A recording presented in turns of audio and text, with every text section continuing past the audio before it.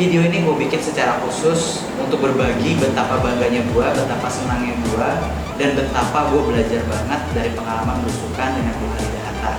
Pengalaman ini memberikan beban sebenarnya buat gue untuk amanah dari apa yang beliau pesankan, tapi sebenarnya ini menjadi api semangat gue untuk terus menjalani proses kampanye ini dan tentunya nanti menjalankan amanah jika gue terpilih ke depannya. Jadi di waktu debat Cawapres saat itu gue diajak sama salah seorang teman gue untuk berkenalan dan bersilaturahmi ke rumah Bu Harida Hatta yang berada di wilayah Menteng, Jakarta Pusat. Nah dari situ kita diskusi, kita silaturahmi. Sebenarnya lebih banyak tentang mengomentari masalah debat wakil presiden saat itu. Nah, gue mengenalkan diri sebagai caleg, salah satu caleg yang sedang maju dari PSI wilayah Jakarta Pusat.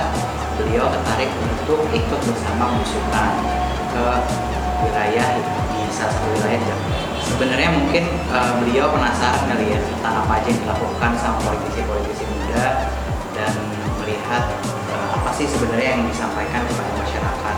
Gitu. Karena pada saat itu sebenarnya nggak banyak diskusi tentang apa yang mau gue bawa. Gitu. Jadi sebenarnya menurut gue yang gue nggak tahu sampai hari ini tuh kenapa dia tiba-tiba tertarik itu sebenarnya gue nggak tahu sih. Sejujurnya tuh gue nggak gitu karena momennya saat itu cuma dia langsung oh ya udah gitu gue tertarik buat belusukan, kalau ada belusukan kabari ke saya dan gue akan ikut belusukan gitu kalau kata beliau. Jadi dan dia langsung mengajukan waktu karena mungkin beliau juga kosong. Gue secara pribadi langsung menyetujui gitu. Berarti yaudah Bu saya siap untuk bareng belusukan sama Bu Harida. Di waktu itu kondisinya gue lagi pemeriksaan kesehatan. Sebenarnya memang kita udah janjian di jam 3 sore. Itu di waktu sore hari kita janjian. Beliau karena ada urusan sebelumnya jadi agak terlambat datang. Gue udah mulai untuk pemeriksaan kesehatan sebagai salah satu bentuk program kampanye gue. Lagi pemeriksaan kesehatan beliau datang, terus beliau gue menghampiri beliau untuk bersalaman. Gue lanjut untuk pemeriksaan kesehatan, beliau menunggu. Nah setelah berapa lama menunggu, setelah proses pemeriksaan kesehatan selesai, kita baru mulai jalan untuk menyusuri gang yang mana itu adalah target utama kita untuk belusukan pada hari itu. Pertama kali datang juga beliau mencari mana nih sebenarnya titik yang istilahnya secara politik nih berlawanan dengan PSI, dalam arti berlawanan juga dengan kubu presiden yang diusung. Jadi beliau menyarankan untuk masuk ke jantung-jantung wilayah-wilayah yang sebenarnya mungkin bagi kita sebagai politisi muda dihindari ya. Kita kan cari aman nih menurut gua. Gitu. Jadi wilayah-wilayah yang sebenarnya bukan kantong-kantong suara yang potensial. Jadi kalau dari hari H itu yang pertama yang sangat gua ingat dan sangat gua resapi adalah beliau berulang kali mengingatkan tentang pentingnya fakir, miskin dan anak terlantar itu dipelihara oleh negara. Itu kan pasal 34 ayat 1 dari Undang-Undang Dasar kita. Gitu. Nah dari situ gue melihat bahwa ada sebuah amanah yang harus selalu diberikan kepada wakil rakyat, yang mana gue sebagai caleg DPRD itu harus mengelola anggaran dengan baik sehingga bisa berpihak kepada orang-orang tersebut gitu, dan menjaga. Itu pertama. Terus kedua adalah beliau ketika itu melihat selokan motor di pinggir jalan gitu ya, ketika kita belusukan beliau langsung bilang nah ini sebenarnya salah satu yang bisa kamu implementasikan dari keilmuan saya sebagai seorang sarjana kesehatan masyarakat, ya bagaimana menggerakkan masyarakat untuk hidup sehat dan itu erat kaitannya dengan kebersihan lingkungan. Jadi kalau dengan sebagai anggota dewan harus bisa beraksi langsung untuk menyelesaikan masalah-masalah seperti itu juga.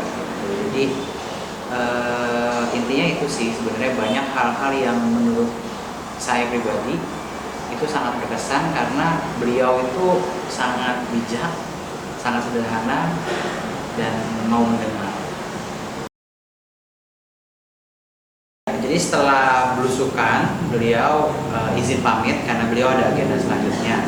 Nah, tapi di akhir sebelum beliau pergi, beliau menyempatkan waktu untuk memberikan pesan dan wejangan bagi saya pribadi dan juga politisi muda yang sedang menjalani karir politik baik masuk ke DPRD maupun ke DPR RI.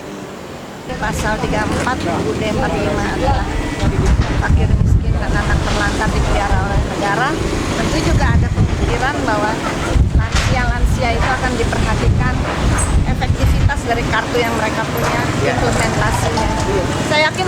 punya banyak, tadi kita diskusi udah punya banyak gambaran yang jelas, punya visi.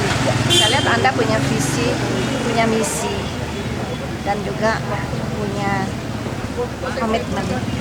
Saya harap sukses. Terima kasih Bu. Ya.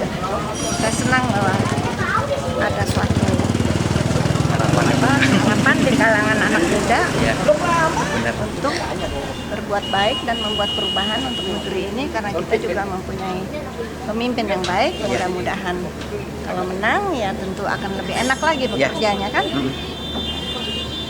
Sekian, maaf kalau ada salah-salah kata. Terima kasih Bu. Sukses ya. Ya, terima kasih Bu.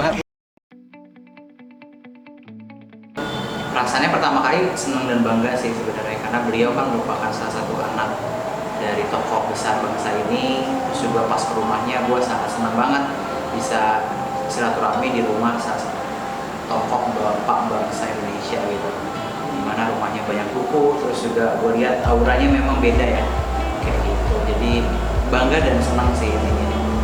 Nah, jadi sebenarnya gue takutnya karena belum pernah ya, mungkin itu pengalaman pertama kali gue juga untuk berusukan bareng orang seperti beliau gitu ya. Walaupun pada akhirnya nanti di hari hanya itu yang terjadi adalah di luar ekspektasi gue sendiri gitu. Beliau sangat ya sederhana, sangat bijak, sangat benar-benar kayaknya sih sudah sangat terbiasa berinteraksi langsung dengan masyarakat gitu. Ini merupakan pengalaman baru dan tak terduga buat gue, tapi ini juga jadi pengalaman yang mengajarkan banyak hal. Jadi begitu banyak amanah yang beliau berikan kepada gue, dan tentunya kalau gue kepilih harus diwujudkan gitu. Nah jadi sekian dulu dari gue, terima kasih, dan jangan lupa buat subscribe dan juga share video ini.